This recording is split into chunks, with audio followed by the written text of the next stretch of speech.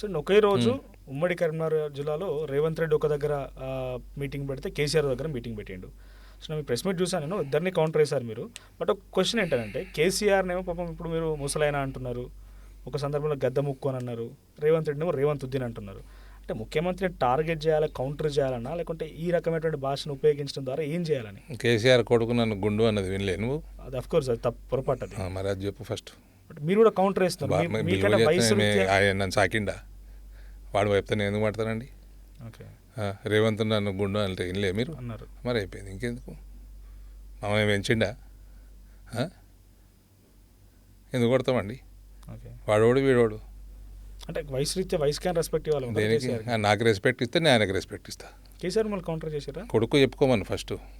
కొడుకుకి ప్రపంచానికి రెస్పెక్ట్ ఇచ్చుడు నేర్పిమను, బిడ్డకి నేర్పిమను, కొడుకు నేర్పిమను. ఆయన రెస్పెక్ట్ ఇచ్చిండా? కిషన్ రెడ్డికి ఇచ్చిండా? మోడీకి ఇచ్చిండా? అమిత్ షా లాగులు వాళ్ళు కుడతాయి అన్నాడు. అంత సీన్ ఉంది ఆయనకి? అంత ఉంది ఆయనకి? ఎవడికి రెస్పెక్ట్ ఇవ్వాలో మాకు తెలుసు. మా నాయన సంస్కృతి, సాంప్రదాయాలు, సంస్కారం అని నేర్పినోడు, రాజకీయమే కాదు. నువ్వు కూడా నీ పిల్లలకు నేర్పుకో. అది. సో కేసీఆర్ బయటకు వచ్చిన తర్వాత బీఆర్ఎస్ పార్టీలో జోష్ పెరిగిందా?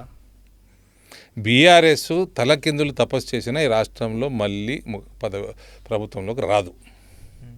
ఏం చేసినా రాదు. అంటే వాళ్ళు ఏం చేసినా రాదండి.